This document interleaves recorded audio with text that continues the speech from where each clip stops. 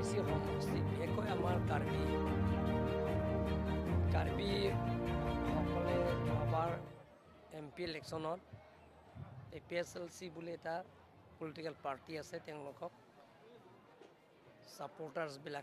তেওঁলোকৰ ছাপৰ্টাৰবিলাকে আজি পৃথিৱীৰ জনপ্ৰিয় প্ৰধানমন্ত্ৰী নৰেন্দ্ৰ মোদী ডাঙৰীয়া ভাৰতৰ ভিতৰত জনপ্ৰিয় চিফ মিনিষ্টাৰ বিশ্বমানিত টিম কাৰ্বি আংলঙক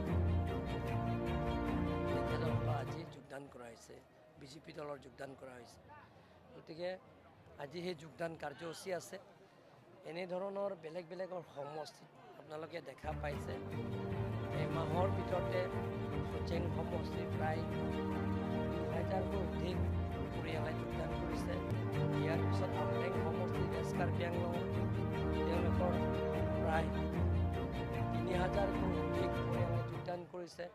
ইয়াৰ পিছত আমাৰ লুম্বাজং কনষ্টিটুৱেঞ্চি প্ৰায় 3000কৈ অধিক পৰিয়াল যোগদান কৰিছে। আজি ইয়াত গোটেইখিনি মানুহে আহিব পোৱা নাই, মানে আমি অলপ বেলেগ কাৰ্যসূচী থকাৰ কাৰণে CM ইণ্টাৰেকশ্যনৰ কাৰ্যসূচী থকাৰ কাৰণে প্ৰায় মানুহবিলাকৰ আশা নাই। কিন্তু ইয়াত 3000 চেয়াৰ আছে, চেয়াৰ দেখা পাইছে, সেই গোটেইখিনি ভৰ্তি হৈছে।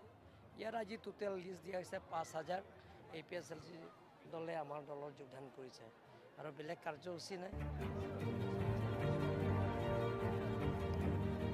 হয়, যিহেতু আমাৰ যিবিলাকে আমাৰ টিম কাৰ্বি আংলং বা ভাৰতীয় জনতা পাৰ্টি জাতি জনগোষ্ঠীৰ লগত আমি সদায় কাম আছোঁ, তেওঁলোকৰ তেওঁলোকে চৰকাৰৰ লগত থাকিব বিচাৰিছে বা আমাৰ দলত থাকিব বিচাৰিছে, তাৰ কাৰণে আমি আদৰণি কৰিছোঁ তেওঁলোক।